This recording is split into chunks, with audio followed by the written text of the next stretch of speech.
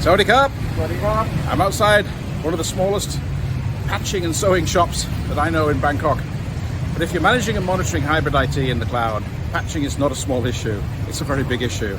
Keeping it all up to date and keeping it automated is another issue as well. Let's go to the studio and have a look.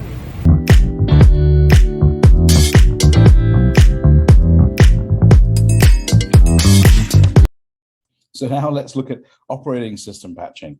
So here's the platform here, and you can see, all the cloud environments. You can see Azure and Google and Amazon and Alibaba, and you've got servers and storage and all the different containers there. So if I go into one of the servers and I can have a look at the patches.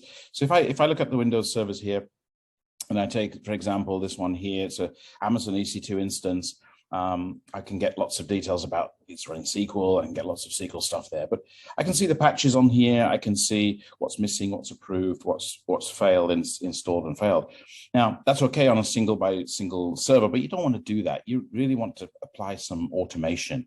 And so with our automation, we can look at the missing patches across the entire environment. We can look at it across a client. We can look at it across the entire environment from the top down, or pick a single tenant. So if you're an MSP, it's very simple to do this. We can look at the patches, by patch. We can look at them by device. So we can see which devices have missing patches, which are approved, installed, and failed. Again, that's great from a group perspective, but isn't it better if we put some automation in here? Let's try and automate as much as possible, and this is where the power of this tool comes in. So if we look at automation, I've got a patch automation here, which we can create with a very simple workflow, and you can do this yourselves. But essentially, we look for the missing patches. We wait for a couple of minutes because it might take that time for the script to work. We find some improved patches. We go and grab them. We install them. Maybe it takes 10 minutes to install, so the timer's waiting there.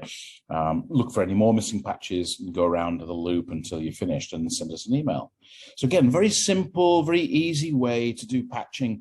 If you can apply as much automation as possible into your environment using our ITOM platform, then you can get away from all these menial tasks. And this is the idea behind OpsRamp ITOM platform. So that's it for this week. Thank you very much for watching. We'll see you next time.